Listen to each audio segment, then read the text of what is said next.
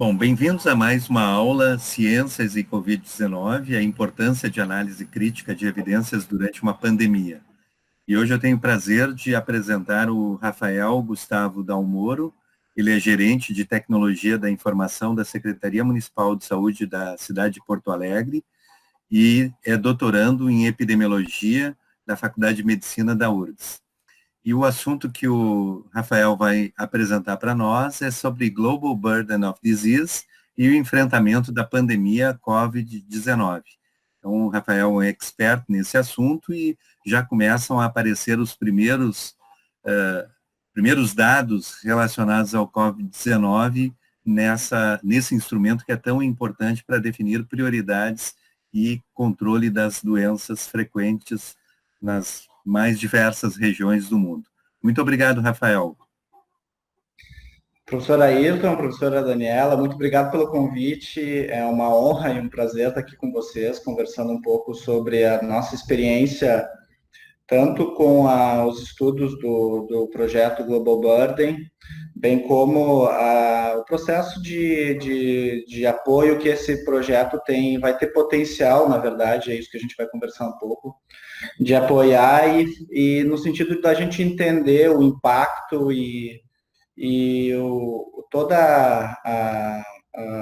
todo esse impacto dessa pandemia no mundo. Nós estamos no momento, agora, início de abril, ainda de uma maneira muito aguda, sabendo muito pouco ainda sobre os mecanismos biológicos e imunobiológicos, sobre as informações, inclusive epidemiológicas, de como essa condição se dissemina, né? Então, as informações elas ainda são muito preliminares, todas as estimativas elas sempre têm grandes intervalos de confiança, então nosso nível de incerteza neste momento ele é ainda muito grande, né? O que faz com que nos processos também de tomada de decisão a gente vai modulando as ações de uma maneira bastante calibrada para ir atuando conforme realmente a situação vai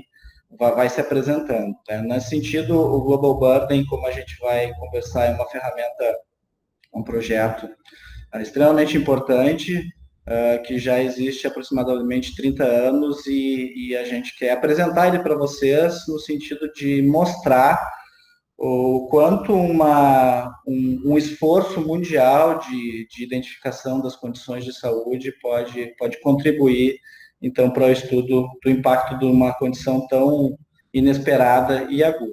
Né? E é nesse sentido, então, que eu começo a fazer uma reflexão, né, que a gente pode se lembrar que há menos de 60 dias atrás nós estávamos com as nossas vidas totalmente dentro dos trilhos, vivendo normalmente, muitos ainda em férias, visitando os avós, curtindo os parques, se juntando com os nossos entes queridos, fazendo programas com as nossas crianças, botando em dia, então, nossas promessas de ano novo, começando as atividades físicas para melhorar a nossa saúde, e como isso, de uma hora para outra, mudou de uma maneira tão drástica, tão repentina, tão inesperada, a ponto de a gente realmente ficar confuso e isso afetar de uma maneira tão importante, inclusive, a nossa saúde mental, né? Então, o quanto a gente tem a capacidade psicológica de suportar tanta essa mudança tão importante, né? E nesse sentido, eu trago inicialmente uma teoria relativamente atual que fala sobre a teoria do cisne negro. Talvez alguns de vocês já conheçam. Na verdade, ele faz uma analogia com um acontecimento do início do século XVIII, em que na Europa se acreditava que todos os cisnes eram brancos, né? E isso sempre foi uma verdade absoluta naquele ambiente e nunca se duvidou que isso não fosse algo possível de contestação, né?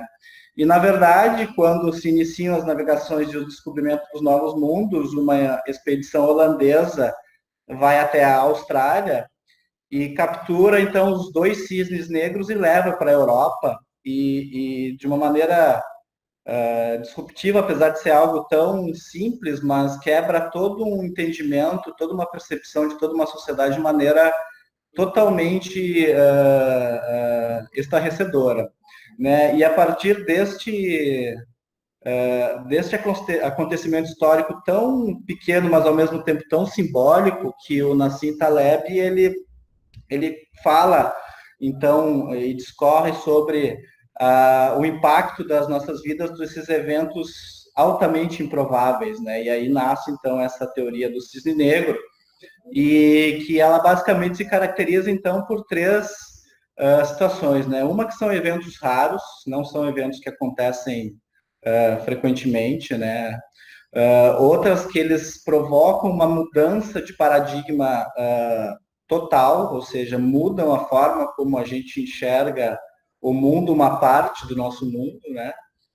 E a capacidade da gente, enquanto humanidade, prever isso é praticamente zero. Então, quem poderia prever em outubro que nós estávamos há 2 meses de o aparecimento de um vírus de alta transmissibilidade, que no espaço de 4 meses estaria disseminado em todo o mundo. Então, é algo que a gente tem uma percepção, um conhecimento suficiente para saber pela história pregressa de outros eventos, né, principalmente de pandemias de transmissão respiratória, mas que para uma ação de momento é totalmente imprevisível, né? Então eu acho que a gente está numa situação totalmente cisne negro e que realmente o nosso mundo está totalmente diferente e vai ser muito diferente daqui para frente a forma como a humanidade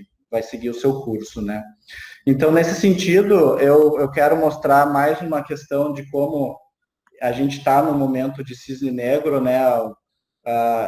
Ou seja, com dados do Washington Post e do CDC, a gente olha, então, a mudança do padrão de mortalidade diária em Nova York, né? Então, a gente vê que uma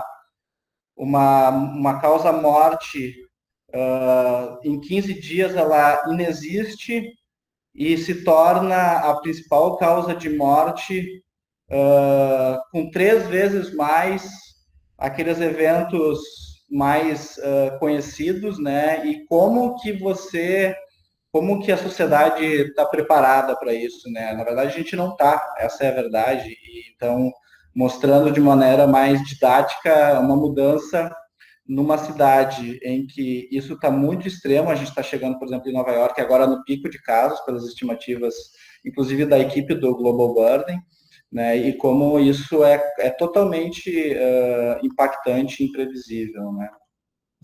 Então, nesse sentido, a gente tem, não só na questão da mortalidade, mas a gente olha também em escala mundial, né? Como a gente havia falando, né? A gente parte aí de 0 casos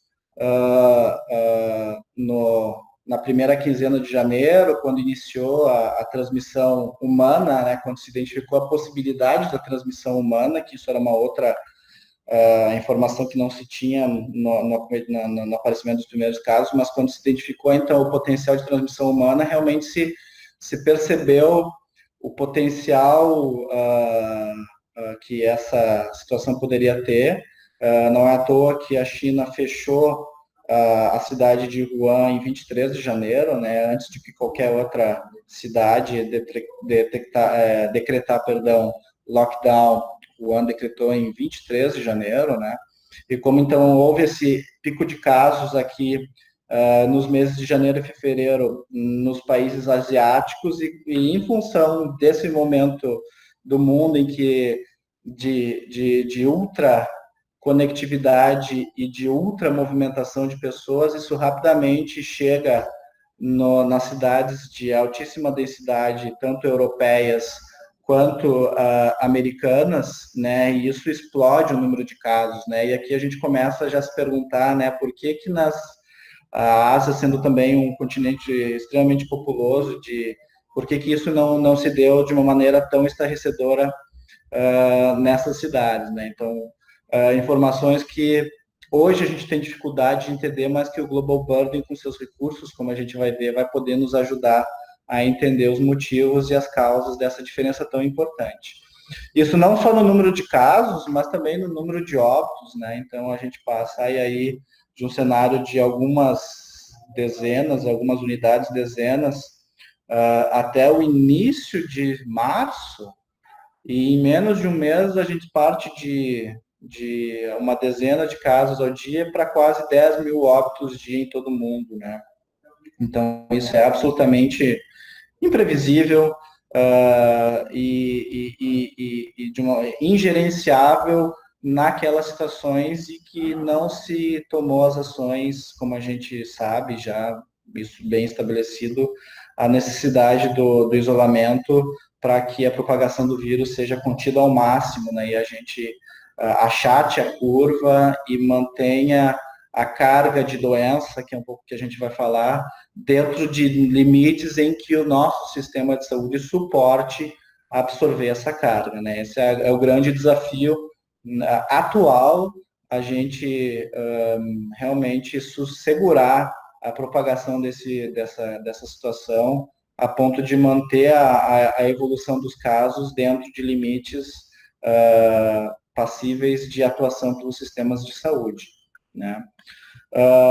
E a gente entende que o Brasil, dentro da sua política nacional, estadual e municipais, na sua imensa maioria, tem realmente acertado, né? A gente, como a gente vinha colocando, né, explicando um pouco essas diferenças entre os grandes continentes, né? O Ocidente realmente ele não estava num ponto de preparação para a situação como os países asiáticos, isso já é um fato identificado, né? Então, tanto é que hoje a nossa curva de casos, cada vez mais, ela é uma informação importante para estatísticas, mas não muito tanto para tomada de decisão nos sistemas de saúde.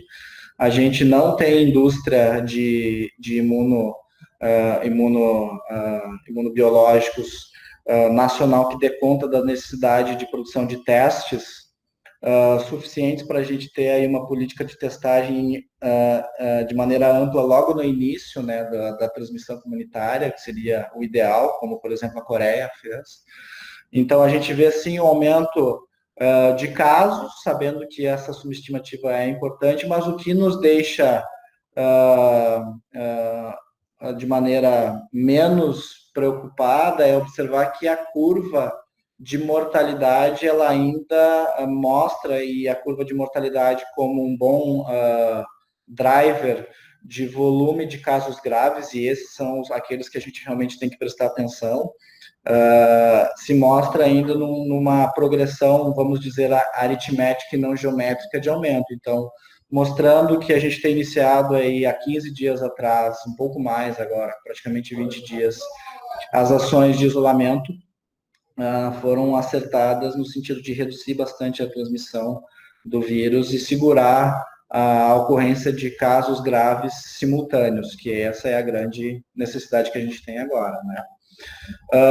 Então, mostrando o potencial de impacto aí com dados do Banco Mundial de população, dados da OMS, e utilizando aí uma taxa de letalidade conservadora, né, da Coreia do Sul, a gente olha que numa perspectiva conservadora de taxa de letalidade, numa perspectiva conservadora de percentual de pessoas infectadas, a gente tem uma estimativa aí de 100 mil óbitos no Brasil, né?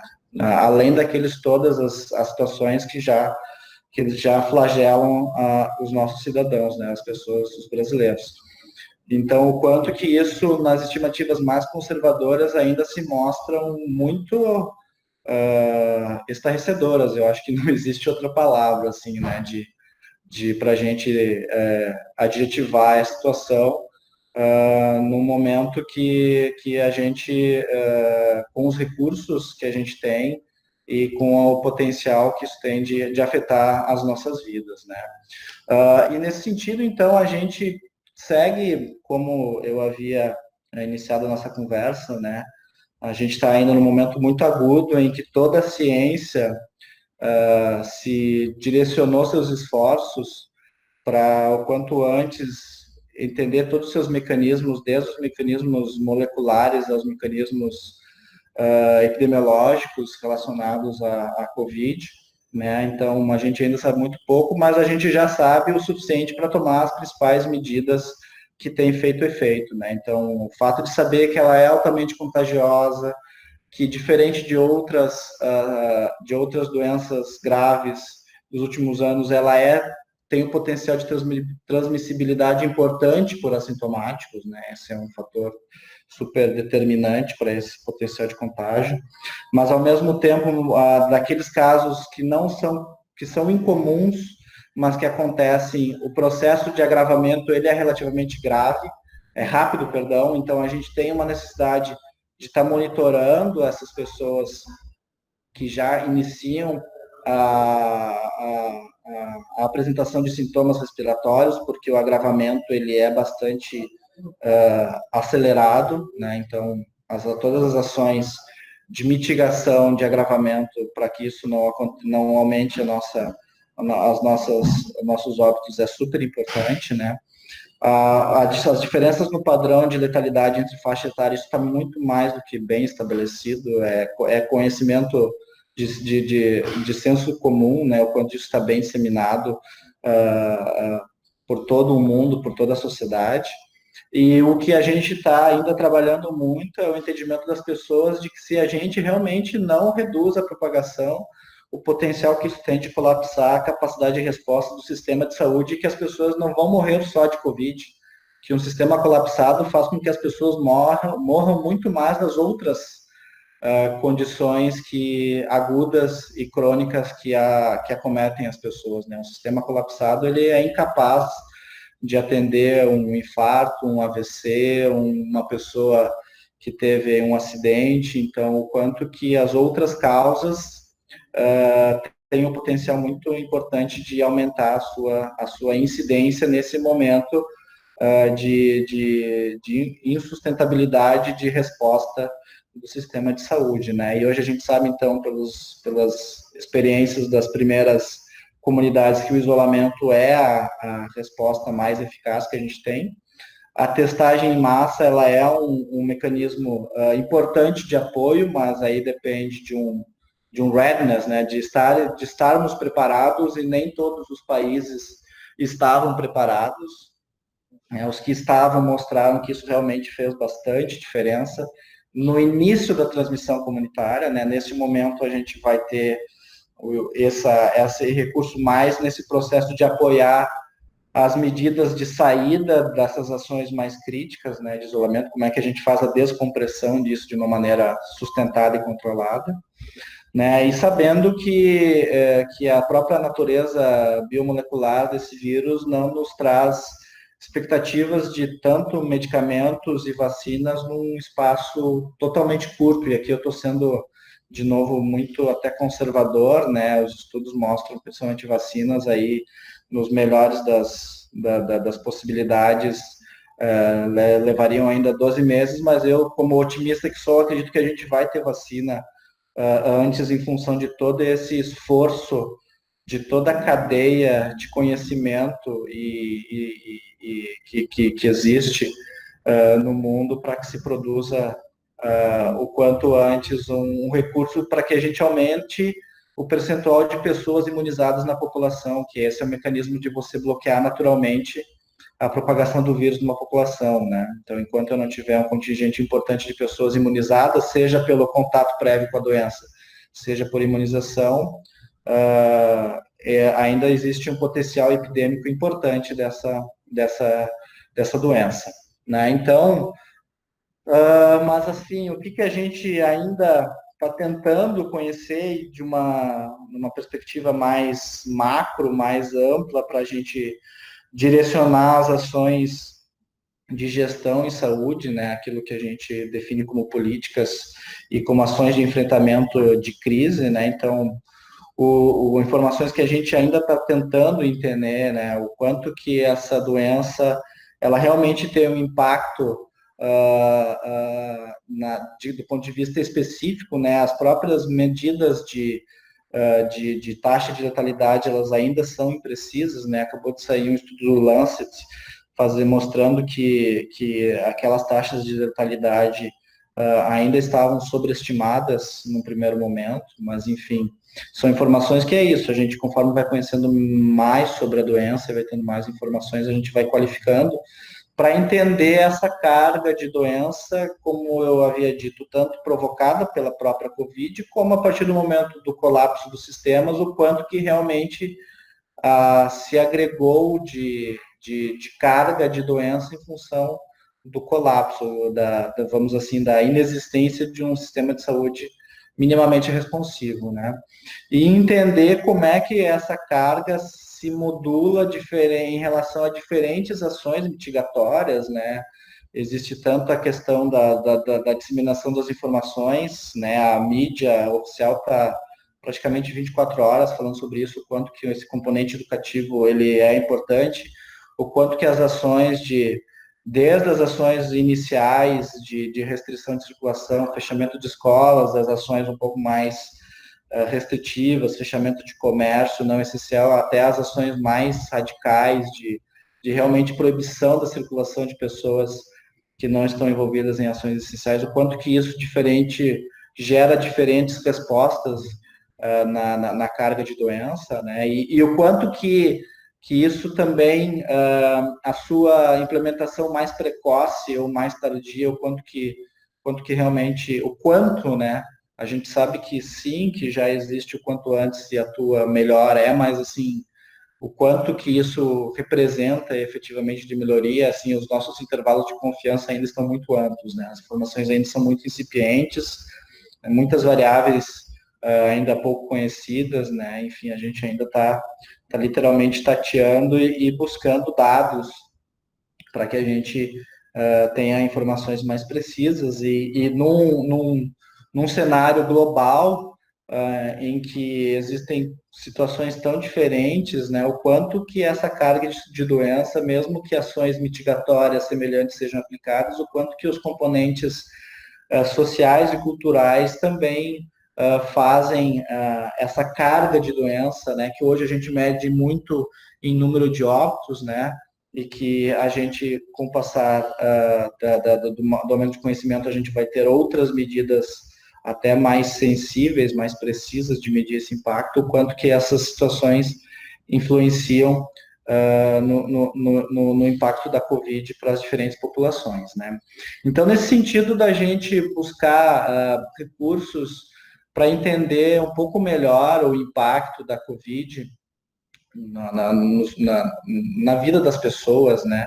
É que a gente traz, então, aí a convite de novo, agradecendo ao professor Ayrton e à professora Daniela, né, a falar um pouco do projeto do Global Burden, né, que ele realmente dá um arcabouço de um ferramental de conhecimento epidemiológico, de ferramentas mais lapidadas da gente medir realmente, tirar informações quantificáveis do impacto no processo de saúde e doença de N situações, e é um pouco isso que a gente vai apresentar, e depois observando o potencial que esse conjunto de conhecimento, de ferramentas, de pesquisadores pode contribuir para o entendimento do impacto da Covid, né? Então, que outras formas a gente ao longo do tempo vai observar a epidemiologia e a ciência apresentando o real impacto, né? Que hoje a relevância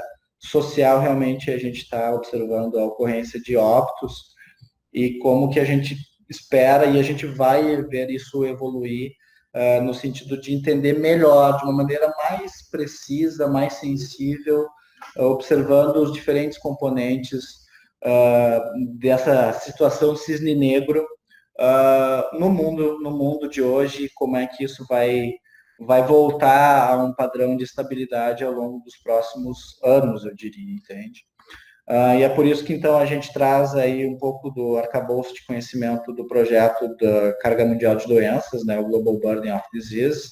Né, a gente quer falar um pouquinho aí do que ele é, um pouco dos seus métodos, e um pouco dos seus resultados, já mostrando como que esse enorme conjunto de informações já se conversa com as informações que a gente vai precisar para entender o impacto da Covid, né? Então, o Global Burden, na verdade, ele é uma iniciativa hoje de ação em todo o mundo, né? Ele parte de algumas premissas, né? Ele justamente parte dessa premissa que existem situações, o próprio processo saúde e doença, ele é um processo da condição humana, e tentar entender isso, como é que isso acontece nas diferentes populações, como é que essa carga de doença, essa carga de sofrimento, de dor, de perda de produtividade, como é que isso acontece nas diferentes populações, nos diferentes momentos dessas populações,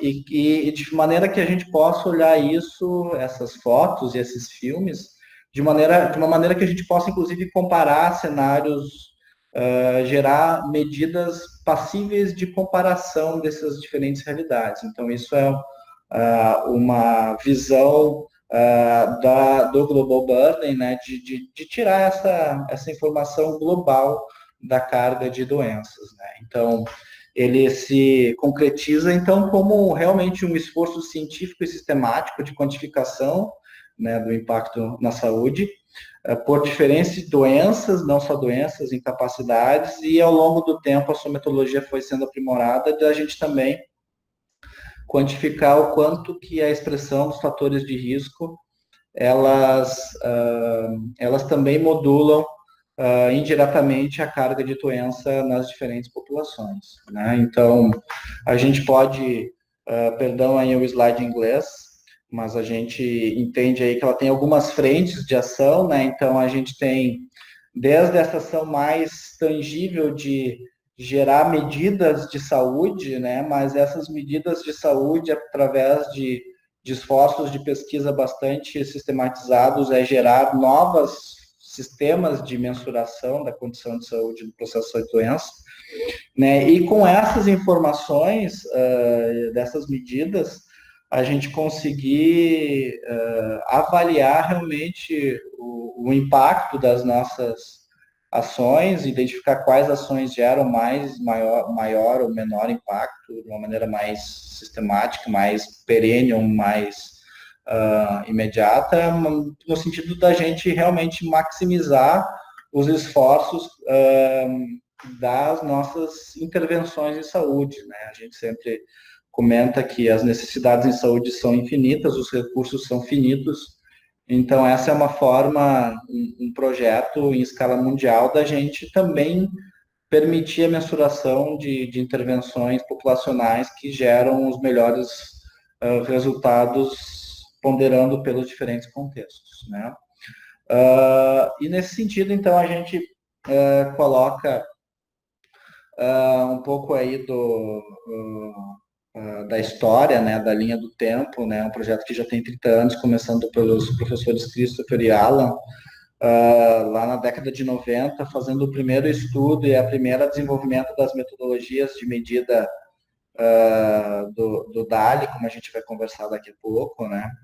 Isso realmente ganhou uma relevância importante na década de 90, se tornou um projeto a partir de 1998 da Organização Mundial da Saúde, né, essa equipe de pesquisadores, ela foi incorporada ao guarda-chuva da Organização Mundial de Saúde e lá ficou por quase 10 anos, né? Então, onde se consolidou todo esse projeto e a sua capacidade de medir a carga de saúde e doença em todo o mundo, até determinado momento que essa iniciativa ela se desassocia, né, da OMS, ela se torna um projeto ligado à Universidade de Washington, né, um projeto agora já dentro de uma iniciativa privada, podemos assim dizer, mas com um financiamento bastante expressivo, né, da Fundação Melinda e Bill Gates, né, que é quem está dando a principal fonte de financiamento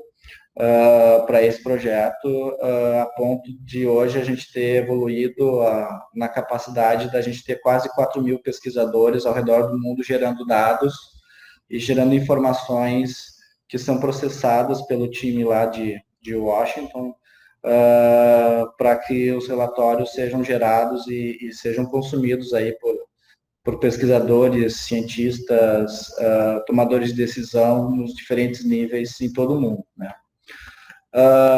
Então, eu costumo dizer que o Global Burden nada mais é do que um grande projeto, o maior projeto de Big Data em saúde que existe, né? Ele se alimenta de levantamentos epidemiológicos, censos populacionais, registros vitais dos órgãos oficiais, registros de atendimentos, sistemas de vigilância, inquéritos populacionais, e todo e qualquer outro registro sistemático que possa ser aproveitado, processado, tratado tratado bioestatisticamente para que gerem informações a respeito, então, que hoje a gente tem, então, dados de de quase 200 países, sendo apresentado 6 grandes estudos e novas pesquisas pontuais sendo lançadas praticamente todos os dias, né? Então, dados sobre mais de 300 doenças, 60 fatores de risco em diferentes estratos de faixa etária, com 8 medidas de saúde, não só mortalidade e morbidade, mas criando medidas mais refinadas, talvez seja um bom termo para a gente poder entender e comparar situações diferentes e até o impacto de diferentes doenças, ou como que elas impactam, e a gente poder medir essas diferenças de impacto de uma maneira mensurável, né? Então, nesse sentido, eu já trago aí as 3 principais medidas do processo de saúde e doença que o Global Burden lá na década de 90 trouxe, né? Então, ele a partir dos dados de mortalidade, ele define, então, uma medida de anos de vida perdidos precocemente. A partir de uma condição de morbidade, de incapacidade, então, ele mede os anos de vida perdidos, os anos de vida com incapacidade, né? E da quantificação e metrificação e da soma desses 2 componentes, ou seja, de morbidade, do impacto da morbidade e do impacto da morte precoce, eu gero estimativas, medidas que podem ser somadas para que eu, então, identifique a carga e a perda de vida ajustado por incapacidade. Então, eu consigo, numa medida só, identificar o impacto do ponto de vista da incapacidade e da morte precoce, né? Então, como é que isso acontece? Então, como é que o primeiro componente, então, de anos de vida perdidos precocemente, rapidamente explicando, ele nada mais é do que a gente, de uma maneira bastante simplificada para a gente entender, eu parto da premissa que a condição humana, neste momento, ela tem uma capacidade de vida definida como a expectativa de vida do país com maior expectativa de vida. Então, por exemplo, as mulheres, digamos que hoje a gente sabe que, se não me engano, é o Japão ainda, né? Singapura está chegando, mas se não me engano é o Japão ainda, as mulheres vivem até 87 anos, os homens até 81 anos. Então, esse é o tempo de vida esperado para todas as pessoas, né? E todos os anos, todas as mortes que acontecem antes disso são computadas como anos de vida perdidos, né? Então, se uma pessoa morre de infarto um homem morre de infarto aos 71 anos, significa que, do ponto de vista de perda de vida, ele perdeu 10 anos de vida por uma morte precoce por um infarto, né? Então, desta forma, eu quantifico anos de vidas perdidos por morte precoce. E, como eu disse, isso é uma maneira bastante simplificada da gente explicar o conceito, mas tem toda um tratamento estatístico de ajuste por tábuas de vida, por expectativa de vida ao nascer em cada situação, em cada país, em cada ano, fazendo a diferenciação por homens e mulheres, para que a gente tenha, então, a quantificação dos anos de vida perdidos, né? Years of Life Lost, né? YLL, né? YLL, no inglês, de uma maneira ajustada, tá? E a segunda medida, o segundo componente, esse primeiro componente ele está associado à mortalidade, o segundo componente que ele é associado à morbidade, ele é um pouquinho mais complexo, mas ele não é difícil da gente entender, tá? A gente, por mecanismos de pesquisas quali-quantitativas, a gente cria uma escala de incapacidade em que vai de 0 a 1, e em diferentes populações, por diferentes metodologias, as pessoas, inclusive pessoas da população, elas definem o quanto que cada condição impacta na vida, nas atividades instrumentais, nas atividades da vida, da sua vida. E aí a gente cria uma escala de impacto de 0 a 1, sendo que 0 é saúde perfeita e 1 é morte. E nesse intervalo, eu tenho, então, toda a possibilidade de eu encaixar todas as condições e o quanto que ela impacta. Até eu, por exemplo, colocar ali que um vitiligo na face impacta 0,02, uma fratura no braço impacta naquele momento de 0,12 a 0,24, né? E que uma condição, por exemplo, de depressão impacta em 0,5, ou seja, afeta praticamente metade da minha capacidade funcional, e até condições mais graves, né? Mais realmente significativas, que impactam praticamente em estados muito próximos à capacidade do 1, né? Então, a psicose, a quadriplegia. Então, isso, na verdade, não é uma metodologia construída e aperfeiçoada ao longo desses 3 anos, mas que, a partir do momento que eu sei que eu tenho uma medida, um número que define um impacto, né? Uma escala que define um impacto, e um tempo em que essa condição acometeu a pessoa, né, eu consigo definir a quantidade de anos de vida perdidos por incapacidade. Então, se eu tenho uma condição que afeta metade da minha capacidade e eu vivi com uma depressão por 10 anos, e a medida de incapacidade é de 0,5, quer dizer que dos meus 10 anos, 5 deles eu perdi por incapacidade.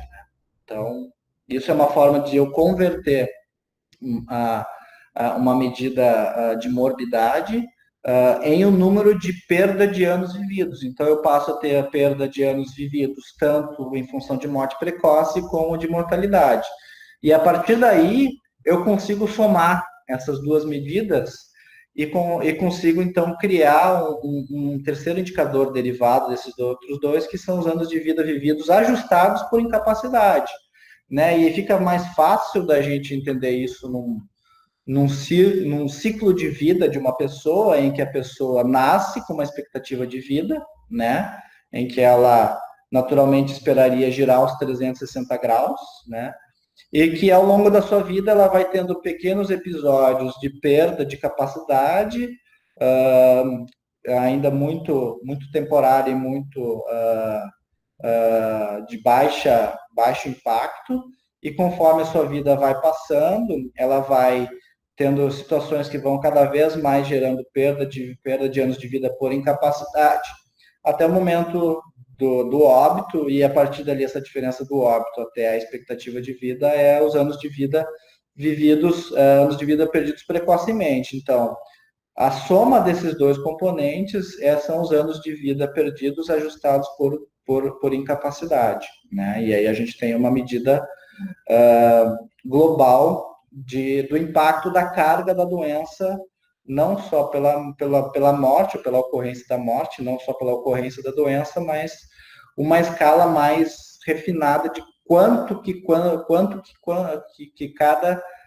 essa situação afeta, e eu consigo, a partir dessa medida, comparar, inclusive, diferentes grupos de doenças, de fatores de risco, porque eu tenho uma medida associada, não mais associada à doença, mas sim aos anos de vida perdidos, né?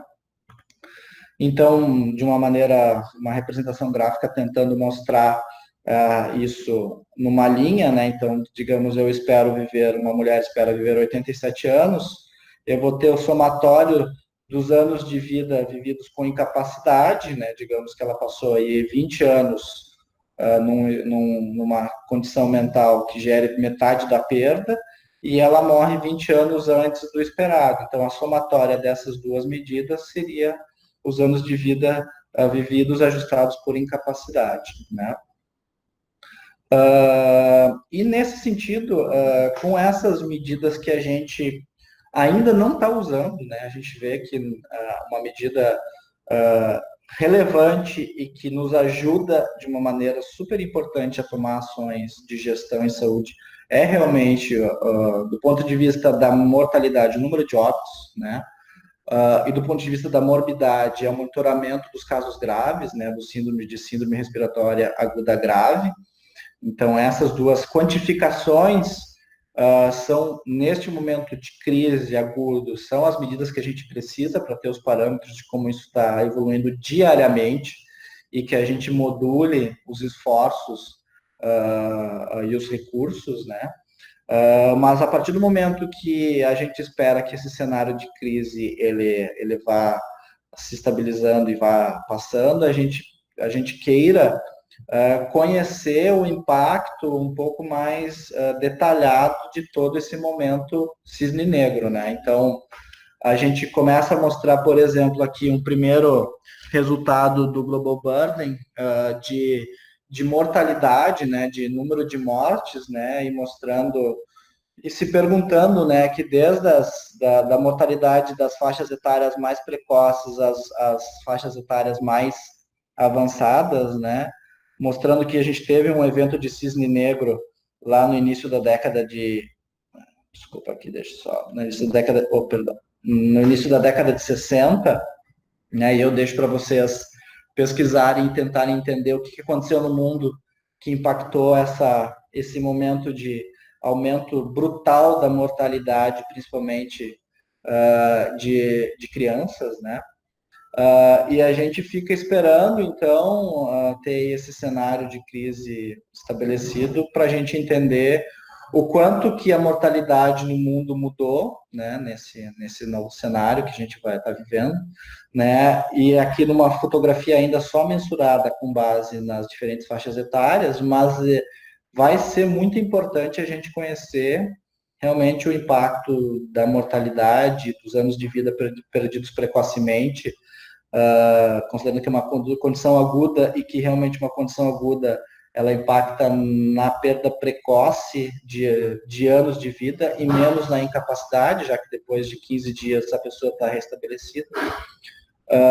Então, o quanto que isso vai afetar de uma maneira específica pela Covid, mas também, justamente como a gente havia conversado, vai afetar pelo colapso do sistema de saúde, onde isso aconteceu, e como é que mudou esse padrão de capacidade de resposta e no padrão de carga de doença, né? Então, a gente observa que essas mudanças das condições, das principais causas de mortalidade de anos de vida perdidos precocemente, né, em que a gente observa que as doenças transmissíveis e neonatais e condições maternas, como sendo as principais causas lá no início dos anos 90, e a gente vê essas condições que são as vermelhas, nesse grupo vermelho, ele vai gradativamente perdendo relevância, né, e as condições mais na cor roxa, que são as crônico não transmissíveis, elas vão ganhando cada vez mais relevância no impacto dos anos de vida perdidos precocemente nessa análise. E, de novo, né, como é que o Covid vai mexer, tanto em nível global, mas principalmente nos níveis mais nacionais, subnacionais e locais nessa curva de carga de doença, né? E mostrando, então, algumas ferramentas de visualização, né? Então, aqui a gente tem, por exemplo, de uma maneira bastante visual, né? A quantidade total de anos de vida perdidos por incapacidade para todas as idades em 2017. Então, no azul, a gente tem lá, que era o roxo, né? A gente tem aqui as crônico não transmissíveis, né? Sendo responsáveis pela grande parte aí dos anos de vida perdidos por incapacidade. A gente vê ainda no Brasil as condições maternas, neonatais e transmissíveis tendo um componente muito importante, né? A citar aí deficiências nutricionais, condições respiratórias, a própria tuberculose, né? E as questões de causas externas, né? Tanto de violência quanto de acidentes, que aí também tem um componente importante na nossa carga de doença, né? Então, e trazendo já para o conhecimento o quanto essa ferramenta pode ajudar já nesse momento a gente estudar, né? O Brasil é um dos poucos países que consegue fornecer informações subnacionais, então a gente tem nos diferentes, todos esses dados estão por estado, e como esse é um projeto global e um projeto que eu posso também dizer de projeto de dados abertos, absolutamente todos os dados eles são, existe um outro ambiente do projeto do Global Burden, que é o banco de dados. Então, todos os dados que foram tratados, processados, eles podem ser consultados e utilizados por qualquer pessoa, né? Então, não só as análises, as visualizações, a produção científica desses 4.000 pesquisadores em todo o mundo, mas isso é disponibilizado de uma maneira que qualquer pessoa, pesquisador, tomador de decisão pode consultar e pode buscar os dados brutos e criar as suas análises, as suas estimativas, se assim for desejado e necessário, né? Então, nesse sentido, por isso que eu digo que é um projeto realmente de Big Data, né? O maior projeto de Big Data em saúde que a gente tem, de natureza colaborativa, né? Então, ele é basicamente, se nutre da colaboração de milhares de pessoas para a geração de informações que a gente possa comparar isso ao redor do mundo, né? Opa, perdão. E outros estudos bastante significativos, né? Eles fazem o monitoramento das metas do desenvolvimento sustentável da Organização Mundial de Saúde e fazem toda a metrificação dessas metas do desenvolvimento sustentável para as condições relacionadas à saúde. Então, criam índices por países, mostram, por exemplo, aqui é o indicador de mortalidade neonatal, mostrando a evolução do Brasil ao longo dos últimos 30 anos, qual é a meta global, né, a meta do país, e dessa forma dando uma fotografia do país em relação a como que a gente está conseguindo responder aos desafios que o projeto de metas do desenvolvimento sustentável 2030 está colocado. Tá? Então, isso é um outro trabalho bastante relevante da equipe do Global Burden, né? Que acho importante trazer. Enfim, a ideia realmente nesse momento de crise, a gente, no momento de cisne negro, mostrar que a gente precisa conhecer mais sobre a doença. Conforme a gente vai conhecendo mais, a gente vai também criando dados, refinando as análises e espero que, assim como outros países estavam melhor preparados, a gente crie uma consciência também de que isto é algo imprevisível, de impacto extremo, e que a gente tem que ter alguma capacidade de reservas armazenada para enfrentar esse desafio que pode acontecer a qualquer momento, tá? Então, eu agradeço novamente aí ao convite, professora Ayrton, professora Daniela, e me coloco agora, então, à disposição para as dúvidas, questionamentos, perguntas, para a gente conversar um pouco sobre esse momento e sobre o que vocês quiserem falar mais sobre também a iniciativa do Global Bird. Tá? Muito obrigado. Então, muito obrigado, Rafael, pelas reflexões e também até aprofundamento de um tema, principalmente para as pessoas que ainda não conheciam esse instrumento. Foi importante tu apresentar todos os detalhamentos de como entender essa metodologia, esse instrumento muito útil para definir prioridades. A primeira reflexão que me ocorre três palavras que me ocorreram na tua apresentação. Um é a sustentabilidade, né, que eu acho que para a sociedade ter sustentabilidade, o acesso à informação é fundamental. E uma que tinha um professor que dizia, e eu acho que é verdade ainda, já faz algum tempo, dizia que information is power, né? A informação é poder, né? E realmente isso a gente percebe com o Big Data e numa epidemia como essa também, né?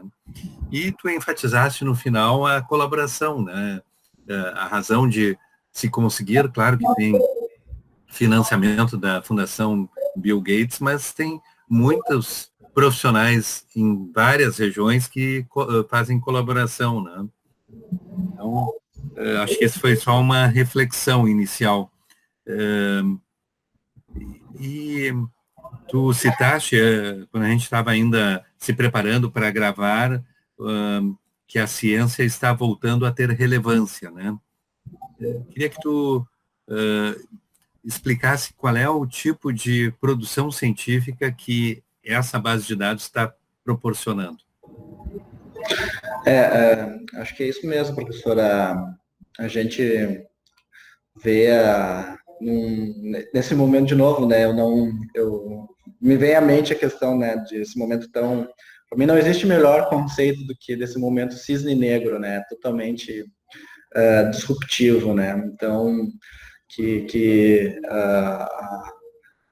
a ciência realmente ganha, tem sido por algum tempo tem sido questionada e colocada a sua estrutura de conhecimento em questionamento, né? E o quanto que isso, de uma maneira muito emergencial, tem voltado à tona e tem sido o grande definidor de políticas mundiais, né? Então, tu realmente suspender a vida normal de... Hoje, a estimativa é que 2 bilhões de pessoas estão em isolamento, né? Então, e isso com dados científicos produzidos nos últimos 60, 90 dias, né? Então, realmente, eu acho que é um grande momento de reflexão da sociedade moderna, né, para a produção do conhecimento e para a produção do conhecimento científico e com algumas mudanças de paradigma. Eu acho que nesse sentido o Global Burning, pela sua natureza, ele já nasceu, ele foi criado por um grupo de pesquisadores, mas ele já nasceu com uma necessidade e com uma perspectiva muito colaborativa, né? Então, o quanto isso vai se ganhar relevância a partir de agora, né? A gente vê o mundo todo mobilizado, todo mundo derrubando muros, né? Isso que a gente cada vez vê mais, principalmente nesse momento de crise. E o Global Burning, ele, na verdade, produz estatísticas bastante robustas, né, de carga de doença ao longo do tempo, principalmente para as principais causas de morte e mortalidade, podendo comparar diferentes regiões. Então, por exemplo, um dos estudos, na verdade, populacionais ecológicos, um dos estudos bastante relevantes desse último recorte do Global Burden foi o estudo do impacto do fator o consumo de álcool como fator de risco, como a percepção inicial, preliminar, por exemplo, o álcool como fator, como efeito protetivo em baixas doses, né? E, na verdade, quando você não olha o recorte só das condições cardiovasculares, o álcool como fator protetivo, quando você analisa todo o conjunto de condições, na verdade, ele como fator de risco das outras condições, você acaba anulando, né? Então, esse fator de risco, esse fator protetor como fator de risco, então, no impacto final de qualidade de vida, de incapacidade de anos de vida, ele perde o efeito. Então, esse é um dos grandes potenciais desse tipo de estudo de medida, da gente analisar de uma forma mais integral o impacto de fatores, de determinantes, para que a gente, o que hoje a gente sabe hoje que realmente até uma dose dia pessoa, ela não impacta negativamente na tua qualidade de vida, né? Não gera perda de vida precoce nem incapacidade, né? O que se tem de informação a partir desses estudos. Mas, considerando o componente das condições, ele não é nem fator ele é fator de proteção para algumas condições, fator de risco para outras, e isso se anula de tal maneira que, quando a gente olha o todo, a gente, na verdade, claro que isso é, de novo, epidemiologicamente falando, né, são recomendações para políticas populacionais, e que isso a gente tem que ter como parâmetro para a conduta clínica, né? Claro que a conduta clínica ela é individualizada e cada caso é analisado e definido para cada pessoa, mas populacionalmente, então eu não posso recomendar para todo mundo faça um consumo moderado de álcool porque isso protege. Não, isso protege para umas coisas, aumenta o risco para outras de tal forma. Então, assim, essas medidas mais refinadas, elas dão esse tipo de capacidade de análise integral dos cenários e de comparar diferentes cenários em diferentes momentos, né? Então, acho que esse é a grande contribuição desse projeto, né? Então, a gente... E agora, conforme a gente vai entendendo e vai tendo mais dados, né, mais informações, a gente vai conseguir medir isso, o impacto da Covid nas diferentes populações, né? E criar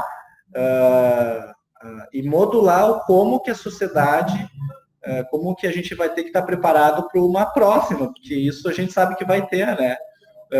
Vai ter uma próxima, pode ser que seja daqui 2 anos, pode ser que seja daqui 100 anos, né? Mas que vai ter, a gente sabe que vai ter. E, Rafael, e dados da Covid-19 do Brasil vão estar disponíveis também nessa base de dados, tu achas? Eu não tenho a menor dúvida, O Brasil, ele é os sistemas oficiais, apesar de terem suas limitações, é um dos melhores sistemas oficiais de informação, de mortalidade e de eventos vitais, né?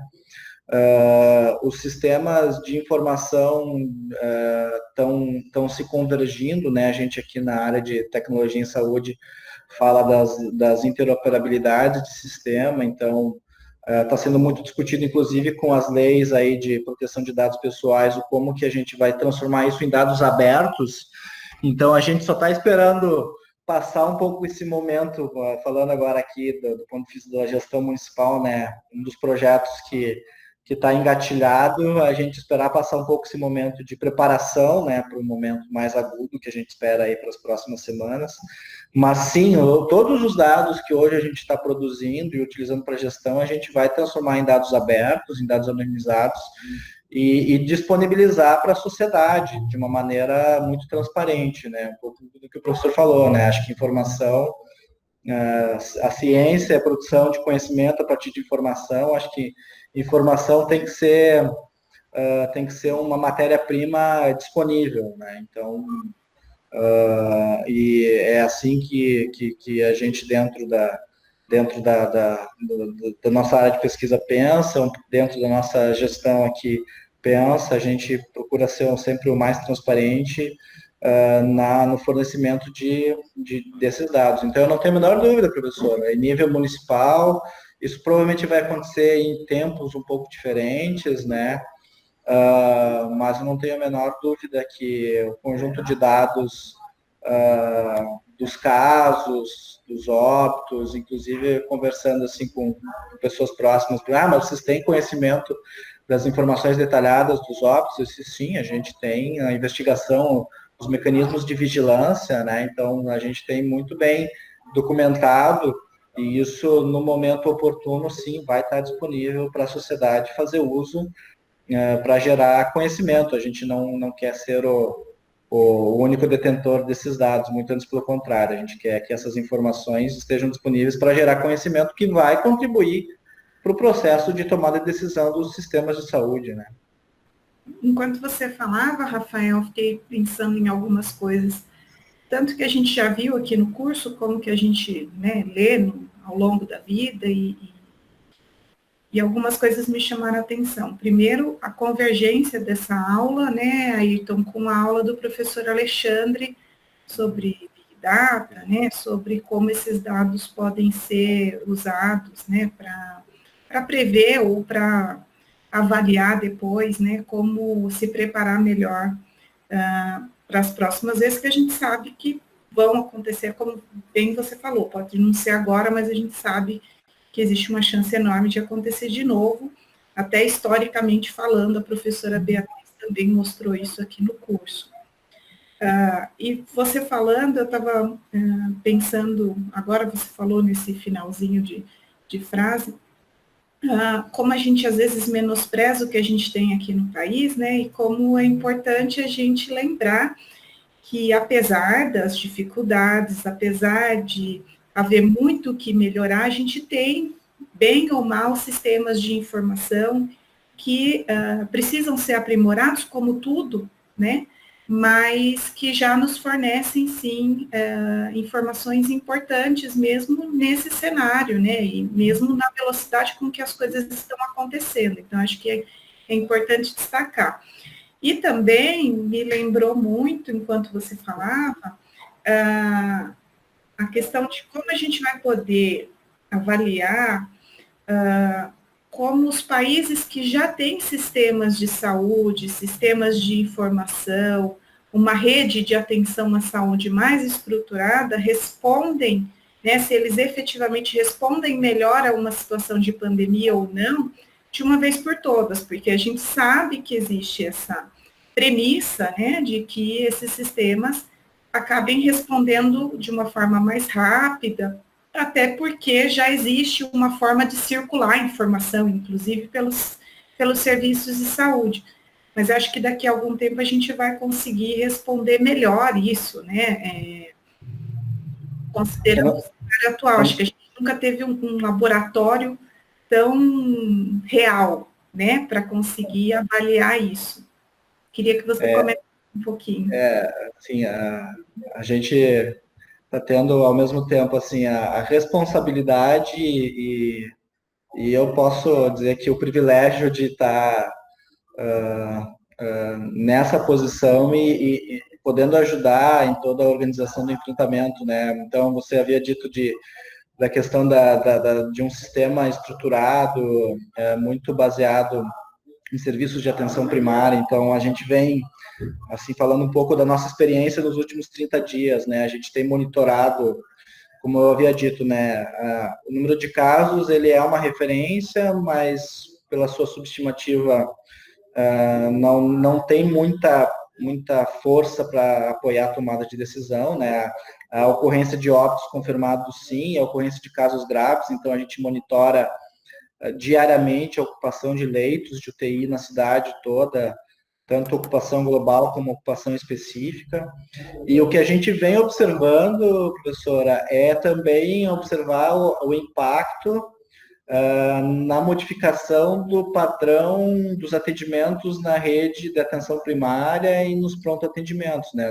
Nesses serviços que realmente estão perto das pessoas. Então, a gente vê assim que, pela própria prática do isolamento social, assim, a quantidade de atendimentos ela não aumentou, mas, ou seja, o sistema ele não foi pressionado ainda no volume, né? Ou seja, está procurando quem realmente precisa, mas o componente, quando a gente olha, como eu disse, né? A gente também tem a oportunidade de ter sistemas de informação aqui em Porto Alegre que me dão em tempo real. Eu consigo ver que o meu cenário de atenção primária, de volume de casos de condições respiratórias na atenção primária, ela é o dobro do que normalmente acontece no inverno.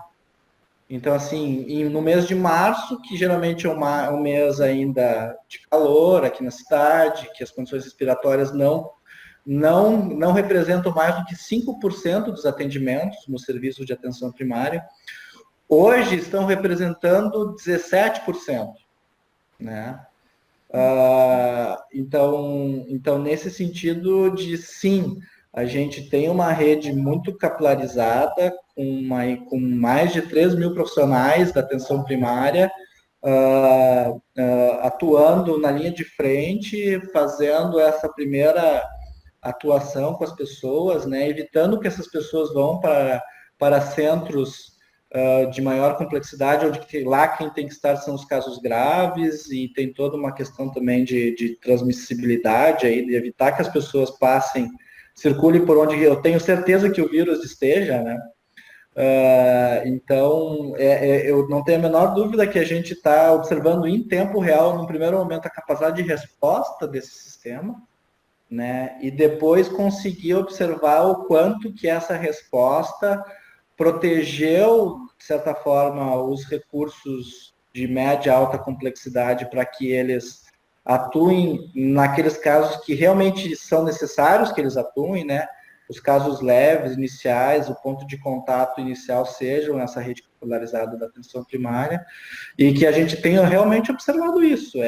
Aumentou em praticamente 4 vezes o número de pessoas que procuram os nossos serviços de atenção primária e pronto atendimentos, 24 horas, por essas causas, né? Então, nesse sentido Por outro lado, Rafael, eu fico imaginando que daqui a algum tempo a gente vai ter que pensar também, né, e avaliar o quanto isso vai afetar outras doenças que são crônicas, né? Porque às vezes também, por medo, as pessoas não vão procurar quando precisam para outras condições, claro, né? Então, a gente sempre fala da tripla carga de doenças, né? E isso é a importância da rede de atenção. E a gente não sabe qual vai ser exatamente o impacto, e acho que nem é hora ainda da gente chegar nisso, né?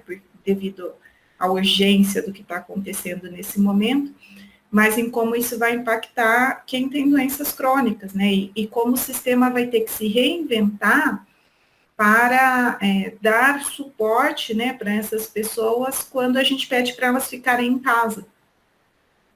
Sim.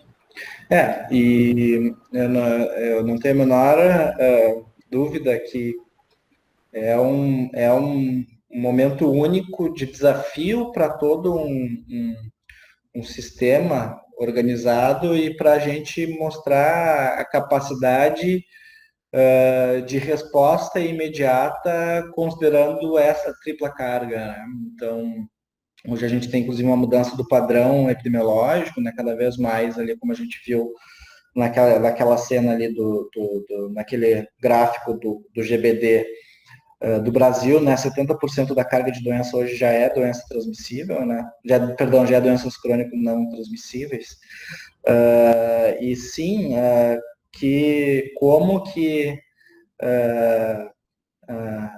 os serviços de saúde se organizam, de que recursos eles podem também fazer uso, né, a gente vem cada vez falando mais das ferramentas de telesaúde, de monitoramento, né, e fazendo estudos buscando estímulo a outro, né?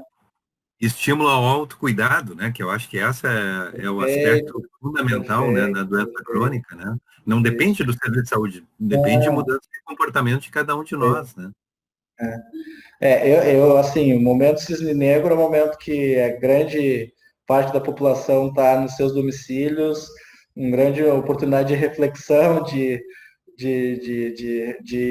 da gente enxergar como parte desse mundo, apesar de tão separados, ao mesmo tempo nunca tão juntos, né? Isso que eu acho paradoxal, mas ao mesmo tempo muito simbólico e realmente, como não tenho a menor dúvida, eu estou só caindo em frases que já foram muito ditas, mas o mundo não será, o mundo já mudou e vai ser muito diferente quando a gente passar dessa crise, né?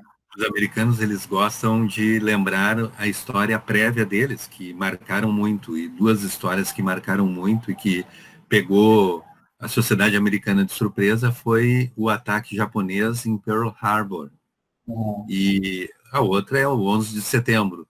E Sim. essas dois eventos que pegaram de surpresa e impactaram muito e mudaram a sociedade americana foi em função de tá, estão sendo lembrados esse evento, principalmente essas semanas que seguem, que está sendo esperado um número grande de mortes decorrentes do Covid-19, como o momento do Pearl Harbor e também do 11 de setembro, para mostrar a magnitude, né, que são eventos que mudam a história de um país, né, de um mundo.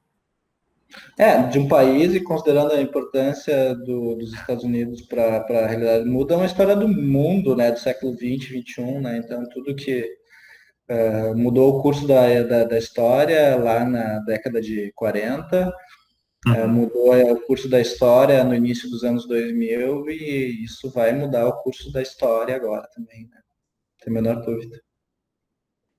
Então, muito obrigado, Rafael. Certamente muitas dúvidas vão surgir quando assistirem essa aula e a gente também gostaria que tu disponibilizasse alguma referência da literatura que a gente vai disponibilizar no Moodle, né? Então, se puder mandar depois. Com certeza, professora.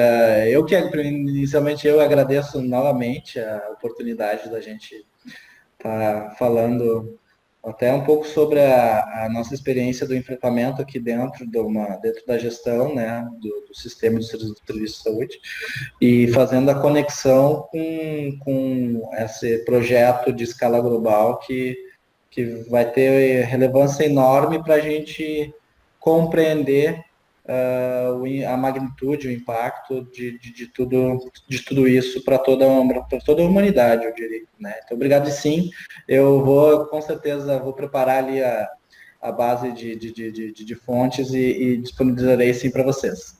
Sem problema. Muito obrigado, Muito gente. obrigada, Rafael. Obrigado, hein? Obrigado, um abraço. Tchau, tchau. Tchau. Tchau.